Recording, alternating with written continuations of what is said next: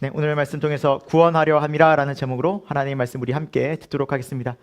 우리 앞뒤자로 이렇게 좀 인사할까요? 주님만 바라봅시다. 우리 인사하겠습니다. 주님만 바라봅시다. 주님만 바라봅시다. 주님만 바라봅시다. 네, 이 시간 우리 예배드리고 또 말씀 듣고 할 때 또 각종 또 사탄이 또 이렇게 유혹들 할 거예요. 생각들 집어넣고. 근데 그때마다 주님만 바라보고 주님만 의지하고 주의 말씀에 집중하는 은혜 있길 축원드립니다. 설교 목적 진술을 말씀드립니다. 구원의 과정에서 우리의 태도 또 주께서 하신 일을 알게 되게 하는 것입니다. 하나님께서 우리를 구원하셨는데 이제 구원은 하나님께서 구원자가 되시고 또 우리가 구원받는 자잖아요. 그러니까 양쪽의 역할들이 모습들이 있다라는 것이죠. 근데 우리의 모습은 어떠해야 하며 또 하나님은 어떻게 구원을 이루셨는지의 모습들을 오늘 본문을 통해서 우리가 정리하고, 첫 번째로 하나님께서 구원을 이루시지만 우리의 역할은 그 구원자 하나님 앞에 믿음으로 간절한 마음으로 찾고 나아가야 하는 것이 우리의 역할이구나라는 것을 보게 될 것입니다. 이렇게 하나님을 간절히 찾는 것이 굉장히 중요했구나라는 것을 오늘 말씀을 통해서 살펴보겠습니다. 그리고 그렇게 간절히 나갔을 때 하나님께서는 우리를 구원하시는데, 이 구원은 주님의 놀라운 은혜요, 놀라운 사랑이요, 놀라운 주권적인 역사구나. 하나님의 주권적인, 하나님이 주관하시는 일이구나라는 것을 또한 볼 것입니다. 그래서 내가 마치 주님을 선택한 것 같지만 절대 그렇지 않습니다. 네, 오늘 말씀을 통해서 계속 보겠지만 주님이 먼저 나를 사랑하셨고 부르셨고 인도하심을 하나님에게 놀라운 은혜가 있었구나라는 것을 보게 될 것입니다. 그리고 끝으로 구원을 받게 되면 어떤 열매들이 있을까요? 기쁨이 찾아옵니다. 네, 이건 영혼의 기쁨입니다. 마음이 뭐가 우리가 원하는 바가 이루어지고 생겨서가 아닙니다. 내 소원이 이루어져서 기쁜 것이 아닙니다. 주님이 찾아온 기쁨은 지금 현재 내 상황 속에서 다른 것 아무것도 없다 할지라도 하나님 한 분으로 기뻐할 수 있는 그 기쁨이 찾아옵니다. 죄에서 구원받은 그 기쁨이 너무너무 기뻐집니다. 십자가에서 이루어진 하나님의 사랑이 너무나 놀라워서 기뻐집니다. 그리고 또한 회개하게 됩니다. 구원받은 자는 내가 잘못 살았었구나. 이런 잘못 산 나를 주님이 나를 불쌍히 여기셔서 바르게 진리의 길로 생명의 길로 나를 건져주셨구나. 그리고 이 길로 가야겠구나라는 회개와 순종의 마음이 생긴다라는 것. 그래서 이것이 하나님의 은혜 아래서 자연스럽게 일어나는 거룩한 모습이라는 것, 우리가 오늘 말씀을 통해 살펴보고, 이제는 우리가 삭개오처럼 예수님 만나 매일매일 주와 함께 그 십자가 우리가 의지하고 주님 나라 가는 그날까지 믿음으로 살게 되는 저와 여러분 되길 축원드립니다. 첫 번째 오늘 말씀을 통해 살펴볼 것은 간절히 찾는 마음이 필요합니다. 간절히 찾는 마음. 네, 오늘 본문 말씀을 우리가 다시 한번 우리 1, 2절 말씀을 좀 볼게요. 한번 같이 읽어볼게요. 시작. 예수께서 여리고로 들어가 지나가시더라. 삭개오라 이름하는 자가 있으니 세리장이요 또한 부자라 라고 말씀하고 있습니다. 오늘 말씀의 배경이죠. 예수님이 많은 지역을 이제 다니셨는데 그중에 이제 여리고라는 성읍에 들어가십니다. 이 여리고라는 성은요 국경지대에 있었어요. 그러니까 이 국경지대에 있다 보니까 무역이 활발하고 상업이 활발한, 그래서 잘 사는 동네 중에 하나였어요. 이스라엘 동네 중에서. 그 중에 이제 삭개오라는 자가 있었는데, 이 삭개오라는 이름의 뜻은 깨끗하다, 의롭다라는 뜻이에요. 그래서 이 삭개오가 태어났을 때 아마 부모님이 너는 의롭게 자라야 돼, 깨끗하게 자라야 돼, 하나님의 백성답게 거룩하고 진실하게 살아야 해, 그런 의미로 이름을 지어주지 않았겠습니까? 그렇죠? 그러니까 부모님의 마음이 담겨져 있는, 소망이 담겨져 있는 깨끗한 자. 그런데 그의 직업은 세리였습니다. 또 아시는 분은 아시겠지만 이스라엘 백성에게 세리는요 깨끗하게 살 수가 없는 직업입니다. 그리고 특히나 세리장이었어요. 세리 중에서도 세리들을 관리하는 가장 높은 직급에 있는 사람이었어요. 당시 이스라엘은 로마의 지배를 받고 있었죠. 여러분, 한 나라의 지배를 받으면 뭘 낼까요? 세금을 내요. 지금 우리나라가 전 세계가 미국이 관세를 확 높이니까 아주 난리도 아니죠 지금. 그래서 세가 높아지면 엄청난 타격을 받아요. 당시 이스라엘 사람들이 로마에 내는 모든 세를 종합해 보면 수입의 약 30%를 냈습니다. 그런데 이 세리들은 이 악랄하게도 30%에 부과된 세를 로마에 내고 몰래 더 걷었다고 합니다. 암암리에. 그래서 착복한 거예요. 그래서 30%를 로마에 내면 그 다음 10%, 20%는 다 자기 수익이에요. 그러니까 이래저래 세금을 막 그냥 말도 안 되게 매기는 거예요. 그리고 심지어 뭐 자료에 의하면 어떤 세리는 마차의 바퀴에도 세금을 매기는, 마차의 바퀴. 그래서 바퀴가 굴러가는 마차에도 세금을 매기니 얼마나 그냥 어제 세금 내기 그냥 뜯어가려고. 근데 안 낼 수도 없어요. 왜? 그렇게 반항하고 되돌아가던 로마 군인들이 칼과 창을 들고 있으니 위협적이잖아요. 그러니까 그 수입의 적게는 30%, 40%였겠죠. 많게는 5, 60%. 막 100만 원 벌면 50만 원을 다 그렇게 세금 내고. 그러니까 어떻게 살기가 힘들겠죠. 그리고 그 중심에 누가 있어요? 이 세리 무리들이 있는 거예요. 마치 우리 일제시대 때 보면 일본 앞잡이들은 잘 살았죠. 그렇죠? 우리 한국 사람들이 그냥 피 같은 쌀과 돈을 탁 뜯어가지고 착복해서 일본에 갖다 바치고 자기들은 부유하고. 정말 한국 사람들은 속상했잖아요. 그들 일본 친일파를 보면. 그런 존재가 세리였다고 보면 돼요. 그러니까 로마에 붙어서 로마를 위해서 열심히, 로마에서는 인정을 받겠지만 이스라엘 사람은 극도로 싫어하던 사람이 바로 세리였어요. 그래서 오늘 말씀에 세리가, 삭개오가 부자라고 해서 부자일 수밖에 없죠. 돈을 제일 많이 걷어가고 착복하니까. 그래서 당시에 이스라엘 사람들에게는 가장 큰 죄인의 부류가 두 부류가 있어요. 세리와 창녀. 가장 극도로 싫어하는 죄인이다 하면 이 두 부류를 꼽아요. 그렇게 싫어했던, 죄인 취급받았던 사람이 누구였어요? 삭개오. 오늘 본문의 삭개오였어요.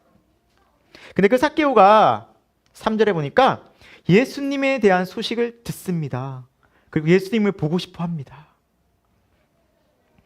여러분, 예수님에 대한 소식을 어떻게 해서 듣고 왜 보고 싶어질까요?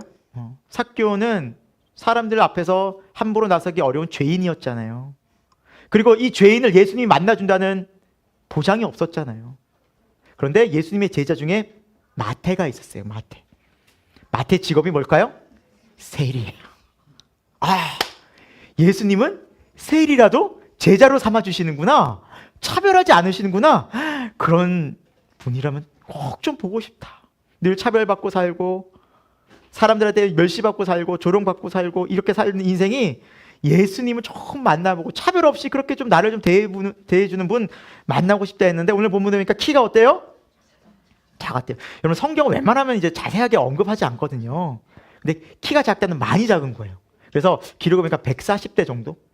키가 140대 정도? 네. 그러니까 140 언저리인 거예요. 굉장히 남자치고는 작죠. 제가 180이 좀 안 되니까 한참 이렇게 작은 것 같아요. 그러니까 내려가기 힘들겠네요. 그래서 키가 굉장히 작아요. 그러니까 키가 작다라는 것은 어릴 때부터 자연스럽게 놀림을 받았겠죠. 이스라엘 사람들은요, 어떤 문제가 있거나 누가 아프거나 있으면 그게 그 사람의 죄 아니면 부모의 죄라고 생각했어요. 네. 그래서 우리가 요한복음에 이제 9장에서도 봤지만 맹인이 이렇게 맹인된 것, 날 때부터 맹인 소경된 것이 누구의 죄입니까? 라고 물어요. 이것이 부모의 죄입니까? 그 사람의 죄입니까? 그러니까 이게 키 작으니까 평범하지 않은 거잖아요. 그러니까 이 사람이 이렇게 된 데는 분명히 부모의 죄가 있을 것이다. 또 그 사람이 뭔가 죄를 졌을 거야. 그러면서 이렇게 뭔가 있으니 이렇게 됐겠지 하고 사람들의 멸시와 손가락질, 차별과 편견을 듣고 보고 자랐을 것입니다. 그러니까 어릴 때 얼마나 차별과 놀림을 받았을까요? 뭘 하나 하려고 이스라엘 민족에게서 뭘 할 수가 없는 거예요. 그러니까 자연스럽게 친로마로 갈 수밖에 없어요. 로마는 능력을 인정하는 사회였거든요. 그래서 심지어 외국인이라도 로마에 충성하면 로마 시민권을 줬어요. 로마는. 그러니까 철저히 능력 중심의 사회가 로마 사회였어요. 그러니까 로마에 충성했죠. 세리로서 열심히 충성했죠. 그 로마 인정받은 거예요. 그러니까 세리장의 위치까지 올랐던 것입니다. 그런 삭개오가 이제 예수님을 너무나 간절히 보고 싶었어요. 오늘 본문에 보니까 예수님 앞에 나아가기가 너무 힘든 거예요. 먼저 키가 작았어요. 네. 그러니까 사람들이 뭐 160, 170, 뭐 이렇게 그러면 140 되면 아주 작아서 여기 보이지가 않잖아요. 두 번째는 이 많은 사람들이 이렇게 있으니까 이 세리 마태를 오시라고, 세리장님 오셨냐고 길을 열어줄 리가 없었겠죠. 너무너무 싫어하는 사람이었으니까. 절대 배려. 들어가려면 오히려 팔꿈치로 쳤겠죠. 얼굴을 맞고 막 이렇게 싫어하면 싫어했지 절대 배려라는 것은 있을 수 없는 사람이 삭개오였어요.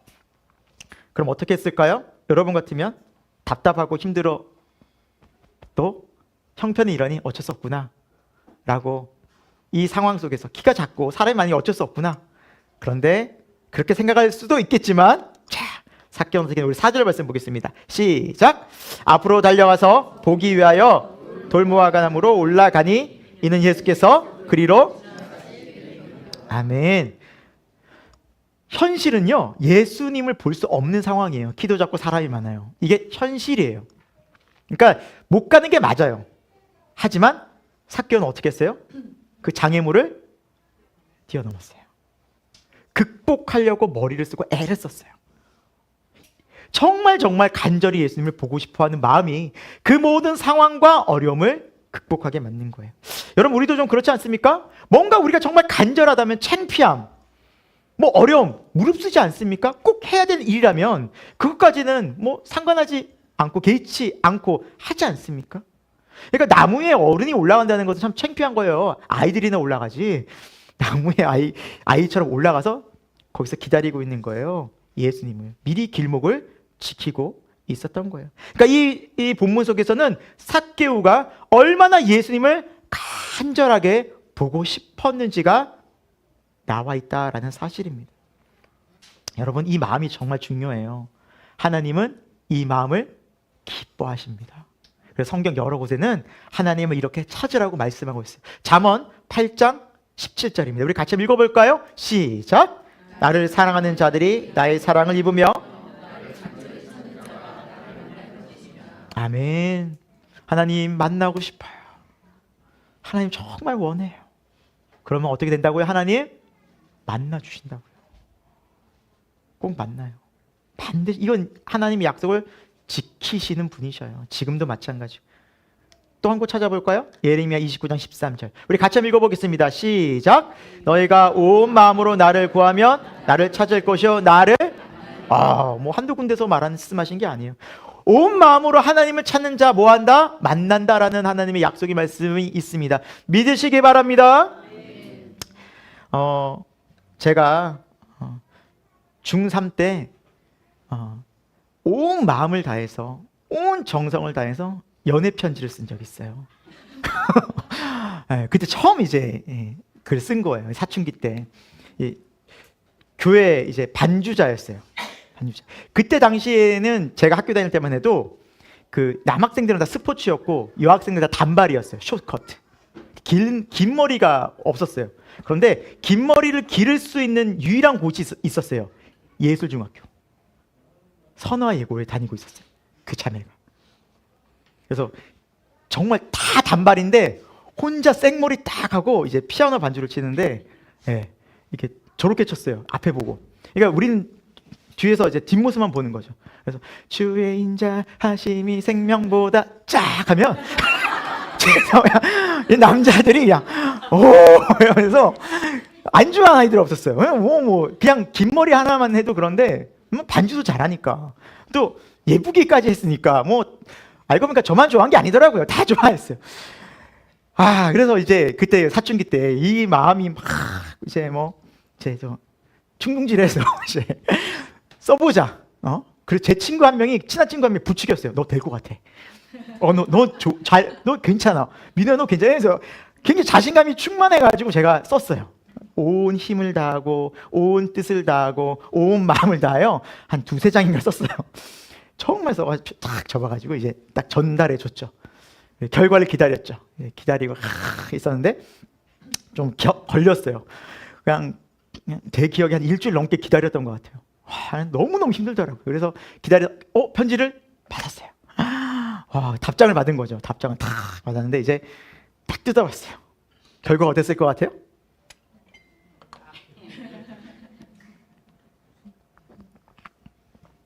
됐다 안 됐다? 둘 중에 하나잖아요. 됐을 것 같아요? 안 됐을 것 같아요? 어떻게 잘 알아요?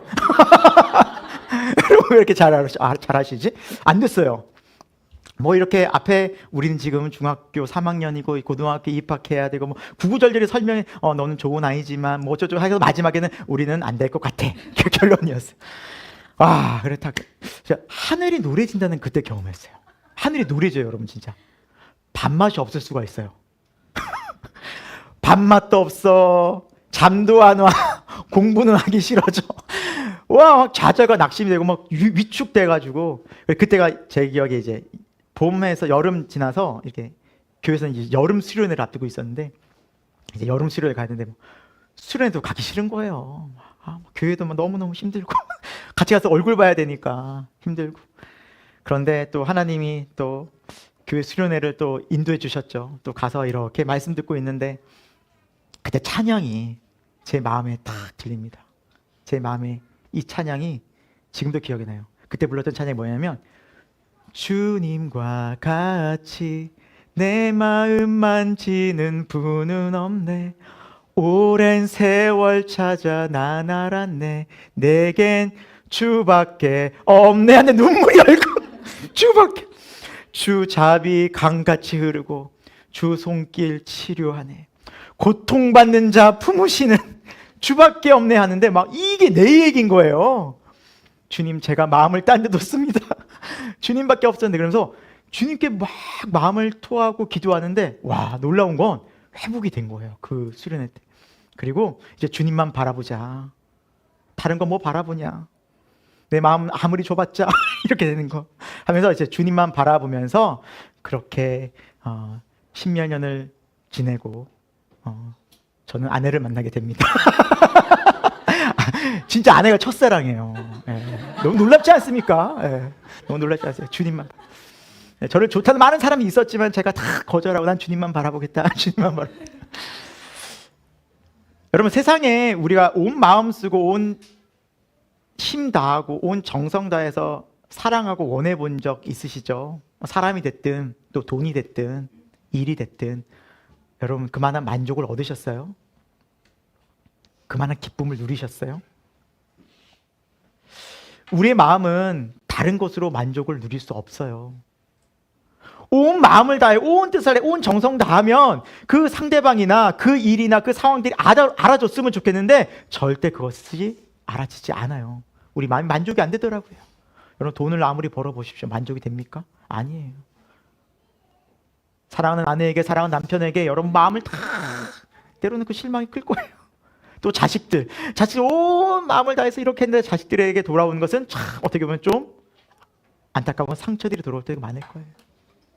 여러분 이 세상도 이 어떤 것도 우리의 마음을 온 마음을 다 했을 때 알아주는 곳은 없더라라는 것이에요.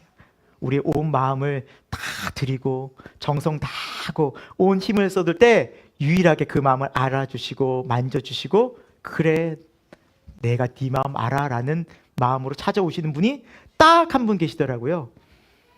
오랜 세월 찾아 난 알았네. 내겐 주밖에 없네. 와, 이 고백이 저와 여러분의 고백되기를 축원드립니다. 여러분 주님을 우리가 정말 간절히 찾고 구하면 만날 수 있을까요? 이렇게 아멘 이렇게 작아지세요. 오늘 말씀을 분명히 하고 말씀하시잖아요. 여러분 믿으셔야 돼요. 근데 왜 못 찾느냐라는 거예요. 왜 못 만나느냐는 거예요. 이유는 단 하나예요. 온 마음을 다 하지 않았기 때문에. 다른 거 다 구하면서 예수님도 함께 하면 좋겠다라는 거예요. 그러나 예수님은 그렇게 우리에게 그런 분이 아니셔요. 우리 온 마음을 다 해야 할 분이에요. 마땅히.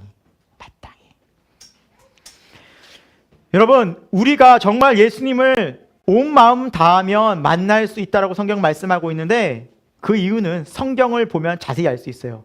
하나님이 우리를 그렇게 찾아오셨어요. 하늘 아버지는 죄와 허물로 죽었던, 어둠 속에 지냈던, 죄 가운데서 죄밖에 짓지 않았던 우리를 구원하시려고 인간의 몸을 입고 오신 예수 그리스도, 그 아들 예수님을 이 땅에 보내주신 거예요. 그래서 예수님은 말씀하셨어요. 인간의 언어로 직접 사람들을 만나서 찾아다니시면서 그들을 만나고 손을 잡고 기도하고 함께 울고 함께 즐거워하고 함께 기뻐하며 그들에게 말씀하셨어요. 하늘 아버지의 뜻을 전하신 거예요. 그리고 십자가에서 우리 모든 죄를 대신해서 죽으셨어요. 왜요? 내가 하나님께로 나아가려면 우리는 죄가 있으면 안 돼요. 왜? 하나님은 완전한 의로우신 분이라 공의로운 하나님이시라서 우리가 죄가 있으면 그 죄를 심판하시는 거예요. 우리 죄를 갖고 하나님 앞에 나가면 죽어요. 우리가 의로워져야 돼요. 그러니까 우리가 죄를 갖고서 하나님 앞에 나갈 수 없는 우리 존재를 예수님이 우리의 모든 죄를 대신해서 십자가에서 죽으신 거예요. 우리의 죄 때문에, 우리의 죄를 지고. 그래서 하나님 앞에서 그 모든 죄를 다 탕감해 주신 거예요. 그 죄의 빚을 다 없애주신 거예요. 십자가로. 그 십자가의 공로 의지해서 나가는 모든 자들은 이제 하늘 아버지를 만나게 되는 거예요. 하나님과 화목을 이루는 거예요. 하나님과 친밀하게 되는 거예요. 하나님 아버지를 마음을 아는 거예요. 도대체 이것을 어떻게 알 수 있느냐? 그것을 알려주러 오신 분이 성령 하나님이셔요. 성령님 임하셔서 이 하나님의 사랑, 십자가의 사랑, 하나님의 마음을 이 말씀을 통해서 우리에게 전해주신 것을 깨닫게 해주십니다. 맞구나, 그렇구나.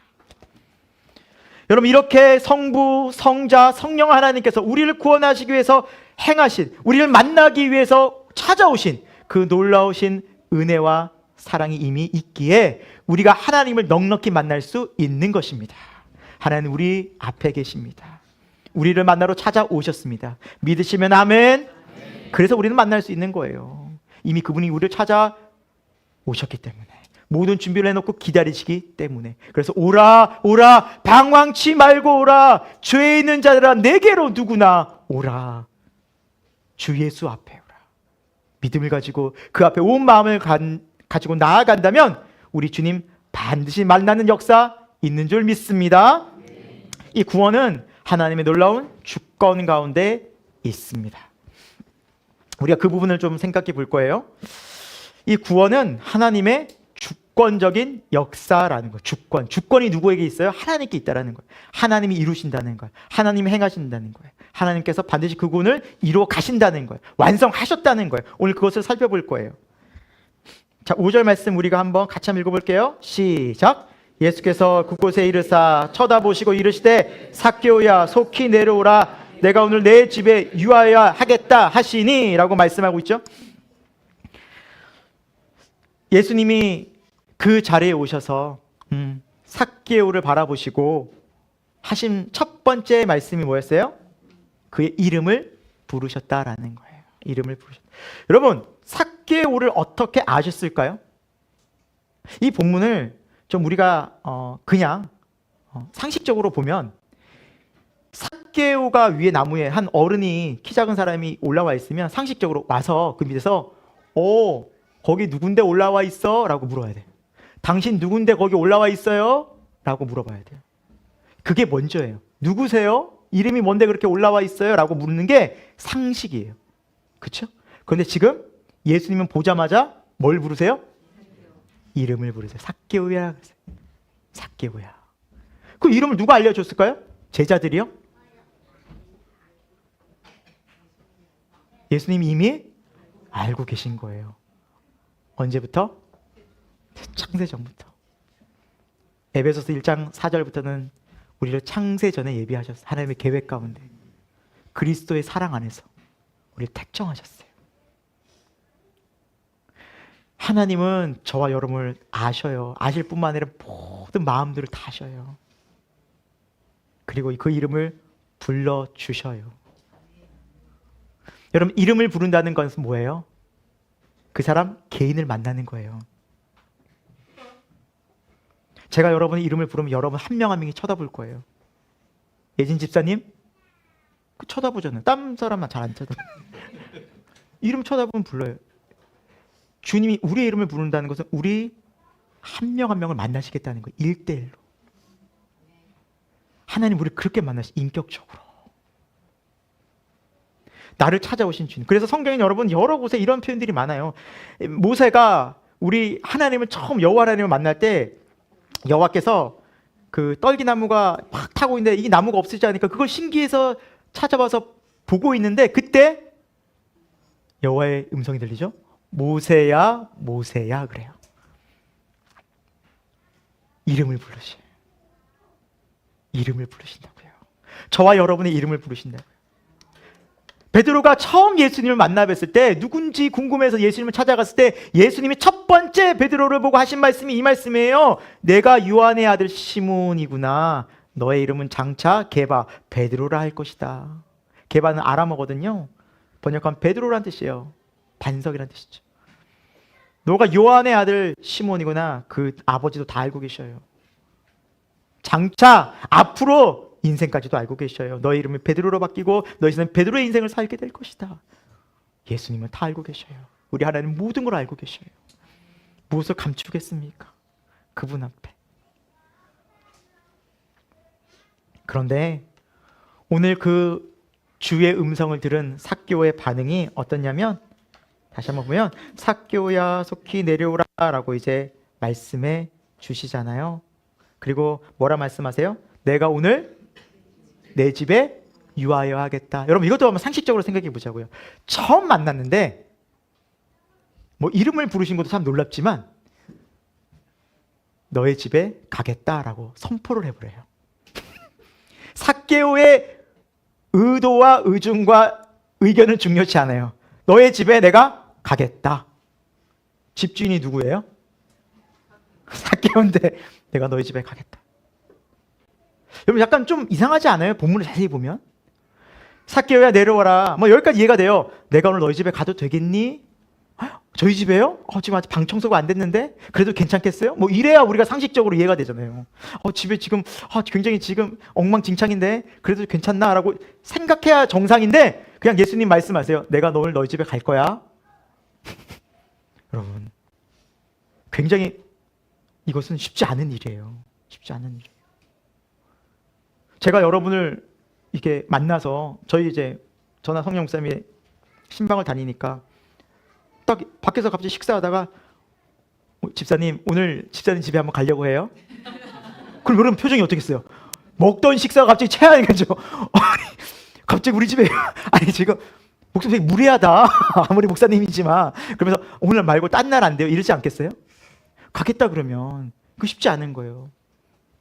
여러분 그리고 누군가 우리 집에 오겠다 초청한 걸 이미 마음의 준비를 하고 있어야 되고 마음의 문이 열려야 가능합니다. 여러분의 마음의 문이 열리지 않으면 절대 저희를 초청할 수 없습니다. 그래서 초청을 안 하시나 봐요. 아니 상식적으로요. 누군가 우리 집에 들인다면 여러분 먼저 뭘 열어야 돼요? 마음이 준비를 해야 되는 거예요. 그게 마음이 여는 거예요. 오늘 집에 가도 될까? 라는 것은 여러분 우리 마음이 준비가 되어져야만 받아들이는 건데 예수님은 지금 뭐라 말씀하세요? 권면이 아니죠. 권유가 아니죠. 가겠다는 거예요. 예수님 집주인도 아닌데 마치 집주인처럼. 그런데 놀라운 것은 여러분 삭개오가 뭐라 말하냐? 6절 말씀 같이 했습니다. 시작.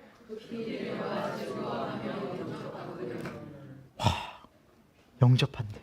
그러니까 여러분 지금 이건 뭘 의미하냐면 단순히 집에 가겠다는 문제가 아니에요. 너의 마음에 내가 들어가겠다는 거예요. 집은 마음을 뜻하거든요. 삭개오야 내가 너의 마음에 들어갈 거다. 내가 너의 삶 속에 들어갈 거다. 내가 그러려고 찾아왔다 라는 거예요. 여기서 집은 마음을 의미한다고 볼 수 있어요. 그러니까 마음이 즐거운 거예요. 주님이요?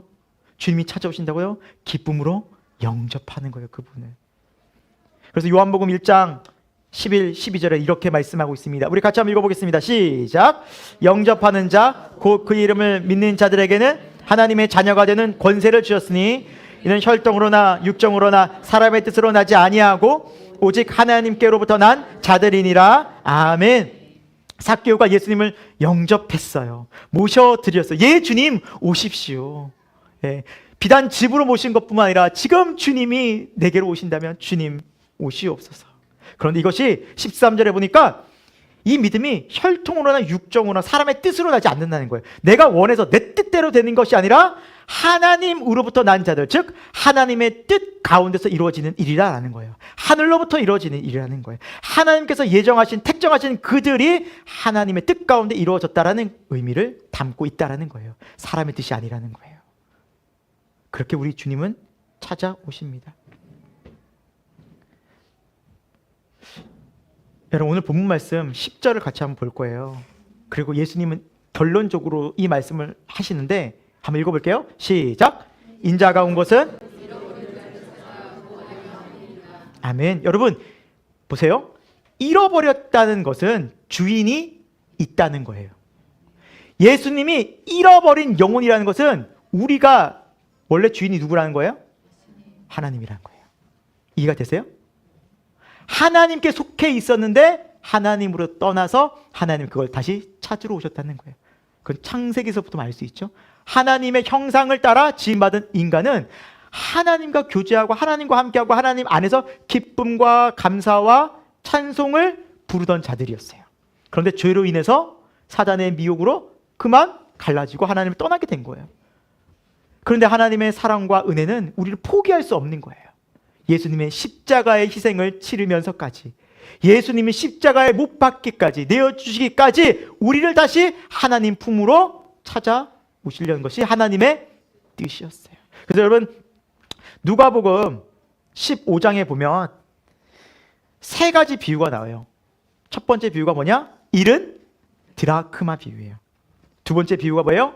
잃은 양의 비유예요. 세 번째 비유가 뭐예요? 잃은 아들의 비유예요. 잃은 드라크마를 주인이 뭐예요? 찾죠. 포기하지 않고 찾고 마침내 찾아서 즐겁게 잔치하죠. 잃은 양을 찾아다니시는 목자는 그 양을 찾고 찾아서 얼마에 어떻게 해요? 목에 메고 즐겁게 와서 뭐예요? 잔치하죠. 잃은 아들을 기다리는 아버지는 아들이 돌아오자 그 아들을 부둥켜 안고 뭐예요? 잔치하죠. 잃었던 자를 다시 찾는 하나님의 마음이 바로 예수 그리스도를 통해서 우리에게 전해진 거예요. 하나님은 지금도 저와 여러분을 끊임없이 찾고 계시고 부르고 계시고 만나기 원하시는 그 좋은 하나님이신 것을 믿으시기 바랍니다. 그분이 하나님이십니다. 그래서 하나님은 우리를 찾으세요. 그리고 우리를 구원하셔요. 마침내 찾아서. 왜? 우리는 주님께 원래 속해 있던 자들이기 때문에. 이게 이상한 게 아닌 거예요. 내가 너희 집에 너희 마음에 가겠다. 왜? 그 마음에 원래 하나님이 거하셨던 곳이기 때문에 하나님의 원래 자리로 초청하는 거예요. 이 어색하지 않은 거예요. 그래서 하나님과의 만남이 이상하지 않은 거예요. 그래서 하나님과의 만남이 우리가 봤을 때 이게 가능해? 라고 생각할 수 있지만 이게 불가능한 게 아니라 충분히 넉넉히 가능한 일이라는 거예요. 우리 주님 우리 마음에 찾아오심을 믿으시기 바랍니다. 찾아오실 때 주님 아멘 기쁨으로 감사함으로 감격함으로 표현하시면 돼요. 그래서 이 구원은 성경은 철저히 은혜, 하나님의 놀라운 선물이라고 말씀하고 있어요. 한번 에베소서 2장 8, 9절 읽겠습니다. 시작. 너희는 그 은혜에 의하여 믿음으로 말미암아 구원을 받았으니 이것은 너에게서 난 것이 아니요 선물이라. 행위에서 난 것이 아니니 이는 누구든지 자랑하지 못하게 함이라. 아멘. 강조하고 있죠. 은혜로 말미암아 믿음으로. 그러니까 은혜가 먼저예요. 하나님의 전적인 은혜가 먼저이기에 우리가 믿어지는 거예요. 아멘. 하나님이 하신 거예요. 부르신 거예요. 말씀하신 거예요. 깨닫게 하신 성령의 은혜가 있는 거예요. 그래서 고린도전서 12장 3절에는 누구든지 성령이 아니고선 예수를 주라 시인할 수 없느니라 말씀하고 있습니다. 그러면 이것은 구원받고 나니까 우리가 어떤 마음이 들어? 내 자랑할 게 없는 거예요. 나 같은 죄인 살리신 주의 은혜가 놀랍습니다. 하나님을 찬송하고 감사하는 거예요. 그것이 바로 구원받은 우리의 모습이다라는 거예요. 여러분 성경 여러 곳에는 이렇게 하나님이 우리를 먼저 사랑하시고 내가 너희를 택했고 내가 너희를 구원했다라는 말씀이 많이 나오는데 그 중에 두 곳만 좀 찾아볼게요. 요한복음 15장 16절 말씀인데요. 같이 읽어봅니다. 시작. 너희가 나를 택한 것이 아니요 아멘. 주님이 우리를 택한 줄로 믿습니다. 먼저 택했어요, 주님이. 그렇기 때문에 우리가 주님을 택할 수 있는 겁니다. 주님께서 우리에게 구원의 손을 내미셨어요. 우리를 잡으시려고. 그 손을 잡자 우리가 주님이시군요 하고 붙잡는 거예요. 그것이 먼저였다는 거예요. 두 번째, 요한일서 4장 19절 읽겠습니다. 시작.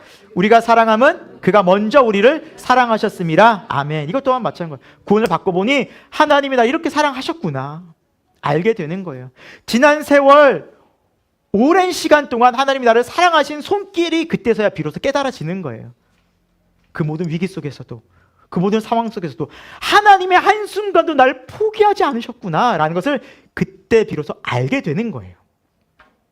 하나님의 사랑이 이렇게 우리에게 예수 그리스도를 통해서 찾아옵니다. 저와 여러분에게도 이 사랑이 찾아와서, 이 구원의 기쁨이 찾아와서 그 은혜에 감사하고, 나도 주님 사랑합니다, 주님 감사합니다 하고 기쁨의 노래를 부를 수 있는 저와 여러분 되기를 예수 그리스도 이름으로 축원드립니다. 끝으로 구원의 열매는 회개와 순종으로 나타납니다. 이제 구원받으면 하나님이 우리 마음에 오시면 너무 기뻐요. 그래서 삭개오처럼 기쁨으로 막 주님을 영접한 이 영혼의 기쁨이 솟아날 뿐만 아니라 회개와 순종, 다시 말하면 하나님께로 돌아가서 하나님의 말씀에 순종하고자 하는 거룩한 열망들이 마음에 이렇게 생겨나요. 자연스럽게 부어져요. 우리 한번 8절 말씀을 보겠습니다. 본문 말씀 시작. 삭개오가 서서 주께 여짜오되 주여 보시옵소서, 내 소유의 절반을 가난한 자들에게 주겠사오며 만일 누구의 것을 속여 빼앗은 일이 있으면 내 갑절이나 갚겠나이다 라고 말씀하고 있죠. 첫 번째, 삭개오가 변화된 부분은 뭐예요? 물질이에요. 물질. 여러분 근데 오해나지 마십시오. 예수님 만나면 다 재산 팔아가지고 다 갖다 바쳐야 되느냐? 그거 아니에요. 지금 삭개오는 직업이 뭐였어요? 세리였어요. 그러니까 어디에 제일 민감한 사람이에요? 돈에 민감한 사람. 압박을 받는 거예요. 로마의 압박을 받고, 그리고 돈을 계속 만지니까 돈 욕심이 생기는 사람이었어요. 그러니까 돈에 약했던 거예요. 그러니까 자기 자신이 돈에 죄가 많은 것을 알고 있었던 거예요. 그러니까 예수님이 찾아오니까 그 죄가 드러난 거예요. 아, 내가 돈 욕심이 참 많았구나. 돈을 참 사랑했구나. 하나님 말씀보다. 삭개오, 즉 의로운 자, 깨끗한 자라는 그 이름에 걸맞지 않게 내가 더럽게 살았구나. 내가 죄를 짓고 살았구나. 내가 죄인이구나. 주님이 찾아오시면 우리 안에 죄성이 드러납니다. 빛이 비치면 어둠이 드러나듯이 우리 안에 어둠 죄들이 낱낱이 드러나게 되어 있습니다. 근데 그 이유는 뭐예요? 주님이 그 어둠을 물리치기 위해서예요. 그 죄의 노예에서 해방시키기 위해서예요. 죄의 감옥에서 우리를 건지시기 위해서 주님 찾아오셨죠. 그래서 그 고백을 하는 거예요. 돈의 노예였고 죄의 노예였고 돈 욕심으로 가득했던 그가 변화된 거예요. 변화된 거예요. 여러분, 근데 이 변화는 하나님의 말씀에 순종하는 거였어요. 신명기 15장 11절에 보면 이런 말씀이 있어요. 우리 한번 같이 읽어볼게요. 시작. 땅에는 언제든지 가난한 자가 그치지 아니하겠으므로 내가 내게 명령하여 이르노니 너는 반드시 내 땅 곤란한 자와 궁핍한 자에게 내 손을 펼치니라 라고 말씀하고 있죠. 너는 반드시 가난한 자와 궁핍한 자, 곤란한 자를 도우라는 거예요. 반드시. 이건 명령이에요. 해도 되고 안 해도 되는 선택이 아니었어요. 그런데 삭개오는 예수님 만나고 보니까 자기 사리사욕, 자기 욕심을 산 사람이었거든요. 자기 재산의 절반을 딱 댑니다. 성경은 삭개오가 부자라고 하잖아요. 제가 이 말씀 준비하면서 부자의 기준이 뭘까 도대체? 라고 한국의 좀 기준을 살펴봤어요. 한국의 상위 1%의 부자가 순 자산이 30억이래요. 빚 없이. 빚 다 제외하고 30억. 우린 부자 아닌 게 감사하죠? 부자가 하나님 나라 가기는 낙타가 바늘기로 가기보다 어렵겠으니까 하나님 우리를 구원하시려고 부자 되지 않게 해주신 것 같아요. 그래서 아무튼 수십억대 자산가였어요. 그것을 수십억을 지금 어떻게 하는 거예요? 절반을 떼서 30억에서 15억을 가난한 사람들에게 줄 수 있겠어요, 여러분? 그래서 우린 부자가 아닌 것입니다. 큰 시험이 될까 봐. 이걸 떼서 주는 거예요. 십몇억을. 여러분 쉽지 않아요, 여러분. 근데 주님이 들어가시니까, 주님이 함께 하시니까 되는 거예요. 기쁨으로. 그것도 오해하지 마세요. 돈 내라는 게 아니에요. 다음 주도 막 돈 바치라는 게 아니라 하나님께 드리는데 기쁨으로 드리고 있는 거예요.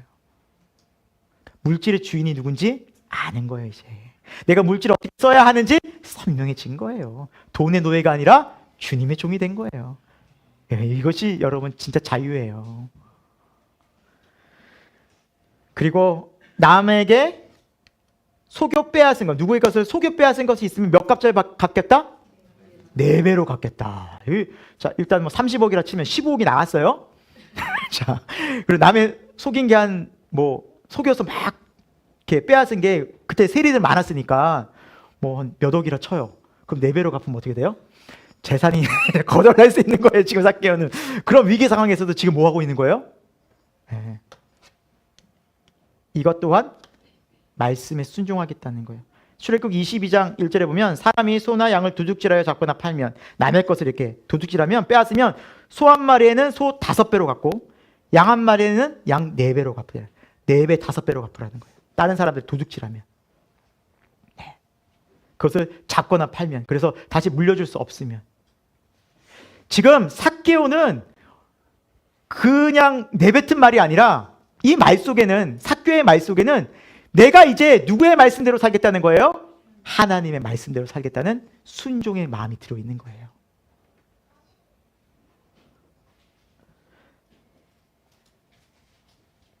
실제로 우리가 하나님을 만나면 실제로 예수 그리스도가 내 마음에 오시면 어떤 마음이 생기느냐? 말씀에 순종하고 싶어져요. 이제 그렇게 따라 살고 싶어요. 그 거룩한 열망이 생겨요.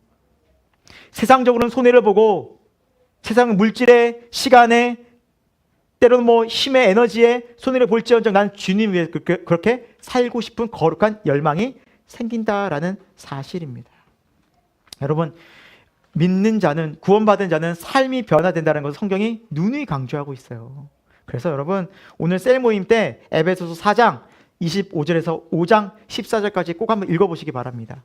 여기에는 예수 그리스도를 믿고 구원받은 자의 삶이, 마땅한 삶이 나와 있어요. 한번 나눠보시기 바랍니다. 셀별로. 내용이 좀 길어서 제가 설교 시간은 다 못 나누고 숙제로 좀 드리겠습니다. 셀 모임 시간에. 여러분, 예수 그리스도를 믿으면 어떻게 됩니까? 고린도후서 5장 17절처럼 이렇게 변화됩니다. 같이 했습니다. 시작! 그런즉 누구든지 그리스도 안에 있으면 새로운 피조물이라, 이전 것은 지나갔으니 보라 새 것이 되었도다. 아멘. 우리의 마음이 새 마음이 돼요. 새로운 삶이 돼요. 정과는 새로운 삶이 돼요. 그래서 여러분, 예수님 믿으면, 예수님을 구원자로 모시면 달라지지 않을 수 없어요. 반드시 변해요. 변하지 않을 수 없어요. 그 사람은 반드시 말씀에 순종하는 놀라운 역사가, 구원이 일어납니다. 그러자 예수님 말씀하시죠. 9절 10절에 예수께서 이르시되 오늘 뭐가? 구원이 이 집에 이르렀으니 이 사람도 아브라함의 자손임이라. 내가 온 것은 잃어버린 자를 찾아 구원하려 함이라 라고 말씀하고 있죠. 사랑하는 여러분, 우리가 구원이라고 하면 내가 예수님 믿겠어요, 예수님 나의 구원자세요, 이렇게 고백해야 구원 받은 것처럼 보일 수 있어요. 물론 그것도 맞아요. 하지만 지금 오늘 본문에는 삭개오가 예수님을 그리스도로 주 시인하고 막 눈물을 흘리면서 회개하고 그런 장면 하나도 없어요. 그렇죠? 기뻐하면서 뭐 했어요? 말씀에 기쁨과 회개와 순종이 구원의 열매라는 거예요. 여러분 꼭 기억하시기 바랍니다. 그래서 예수님께서도 이 말씀을 하셨어요. 꼭 기억하세요. 7장, 마태복음 7장 20절 21절 같이 읽습니다. 시작! 이러므로 그들의 열매로 그들을 알리라. 나도 주여 주여 하는 자마다 다 천국에 갈 것이 아니요 다만 하늘에 계신 내 아버지의 뜻대로 행하는 자라야 들어가리라. 아멘. 여러분, 예수님을 정말 믿으면 순종하는 역사가 반드시 일어난 줄 믿습니다. 비록 그것이 완벽하지 않을지라도, 불완전할지라도 회개하며 날마다 주님 말씀에 순종하고자 하는 거룩한 열망이 나타납니다. 그것이 믿는 자의 모습이. 주님 말씀하시죠. 열매로 그들을 알리라. 주여 주여 말해서 내가 믿는 것이 아니다. 그들의 삶을 보리라. 너의 삶을 보리라. 여러분, 삶을 어떻게 사셨습니까? 한 주간 우리는 어떻게 살았습니까? 정말 예수를 믿는다면 우리는 어떻게 살아가야 할까요? 앞으로 그 말씀이 아까 전에 에베소서의 말씀이 있으니까 꼭 한번 읽어보시고 우리가 순종할 부분 순종하고 회개할 부분 회개합시다. 말씀을 마무리합니다. 예수님이 이 땅에 오신 목적, 오늘 말씀처럼 잃어버린 자를 찾아 구원하러 오셨다라는 거예요. 여러분, 저와 여러분 잃어버린 자 맞습니까? 잃어버렸던 자 맞습니까? 맞아요. 주님께 속했는데 세상에 나가 방황했죠. 온 마음과 온 뜻과 온 정성 다해 세상 찾아봤죠. 붙잡아봤죠. 어떠했습니까? 만족하셨습니까? 기쁘셨습니까? 행복하셨습니까? 아닐 거예요. 그래서 우리 주님 오셔서 우리를 부르시는 거예요. 말씀하시는 거죠. 거기에 기쁨이 없단다. 거기에 참 구원이 없단다. 여러분, 때로는 우리가 이게 실패하고 때로는 낙심하고 허무하고는 알았을 때 주님께 나아가는 동기가 생겨요. 우리가 여전히 세상이 즐겁고 돈 버는 게 재밌고, 여러분 세상 친구들이 재밌고 지금 막 벚꽃 꽃 구경 이게 재밌어요. 여러분 여기 오시겠습니까? 살아보니 별것 없어. 별것 아니더라. 그래, 인생 뭐 이렇게 허무하지. 말씀 들어봐야지. 다시 주님께 가야지. 여러분 그 마음이 은혜라는 걸 꼭 기억하시길 바랍니다. 그 답답함과 때로는 허전함과 때로는 막막함과 때로는 무거운 죄책감이 내가 주님께로 나아갈 수 있는 귀한 믿음의 통로가 된다는 사실입니다. 그것 때문에 주님 우리를 부르셨어요. 때로는 실패하고 삭개오처럼 잘 살아보려고 했지만 철저히 실패한 인생이지만 주님 우리를 부르십니다. 찾아오십니다. 왜? 우리를 구원하시기 위해서. 진짜 우리에게 삶이, 인생이 무엇인지를 알려주시기 위해서. 그래서 저와 여러분 예수님 만나서 내 삶의 주인 예수님으로 고백하고 그렇게 주님을 위해서 살아가는, 또 주님께 쓰임받는 존귀한 인생 되기를 예수 그리스도 이름으로 축원드립니다. 축원드립니다. 끝으로 오늘 고난주간에 우리가 좀 영상 한 편을 볼 거예요. 이 귀한 생명의 길, 하나님을 아는 길을 열어주기 위해서 예수님이 십자가를 지신 일이 이번 주간에 일어나요. 금요일, 그리고 예수님은 무덤에 3일간 묻히시고 주일날 부활하시죠. 역사적으로 그날을 기념하여 이번 주간을 우리가 고난주간, 오늘 종료주일로 보냈는데 우리 예수님께서 행하신 그 십자가의 사건 다시 한번 우리 기념하고 기억하고 생각하는 시간 되기를 소망합니다. 영상. 하나님 아버지, 오늘도 우리가 주님 앞에 귀한 예배를 드리며 특별히 오늘 고난주간을 맞아 성찬식을 통해서 예수 그리스도의 십자가의 사랑이 얼마나 크고 놀라운지를 다시 한번 알려주시고 말씀해 주시고 깨닫게 해주시니 감사함을 드립니다. 하나님의 사랑은 영원히 변함이 없습니다. 십자가를 통해서 우리에게 밝히 보여주셨습니다. 그 십자가가 날마다 우리에게 현실되는, 실제되는 은혜 성령님 누리게 하여 주옵소서. 어떤 것도 그 무엇도 하나님과 나와의 사이는 끊을 수 없음을, 이 하나님께서 주신 놀라운 구원은 방해할 수 없음을 알게 하시고 감사와 영광과 존귀와 찬송하는 주님의 자녀의 인생 되게 하여 주옵소서. 하나님, 주님께 나오면서 귀한 예물 드립니다. 마음과 뜻과 정성 다하여 드리는 이 예물을 기쁘게 받아주시고 우리가 이 세상 속에서 돈의 노예가 아니라 우리 주님의 종된 삶을 살게 하여 주시고 우리의 물질, 주님의 영광과 나라를 위해서 귀하게 쓸 수 있는 그 믿음 허락하여 주옵소서. 그리고 주님, 우리 자라는 아이들이 있습니다. 어릴 적부터 주의 말씀과 은혜 속에서 믿음으로 자라나 이 세대를 믿음으로 이기는 귀한 자녀를 될 수 있도록 인도하여 주옵소서. 지금은 우리 주 예수 그리스도의 십자가의 놀라우신 은혜와 하나님 아버지 그 영원하신 사랑하심과 성령 하나님의 감화 감동 역사하심이 우리를 구원하기 위해서 십자가를 지시고 물과 피를 다 쏟으시고 온몸이 찢기시면서까지 하나님께 버림받으면서까지 이 구원의 놀라운 역사를 이루신 그 예수님을 기억하며 감사하며 그 예수님을 또한 전하며 살아가기를 다시 한번 마음속에 깊이 다짐하고 결단하고 기도한 우리 생명교회 모든 교우들과 이 자리에 있는 하나님의 거룩한 백성들 가운데 저들의 직장과 삶 속에 또 이 나라 이 민족 가운데 지금부터 영원토록 함께 하옵시기를 간절히 축원하옵나이다. 아멘.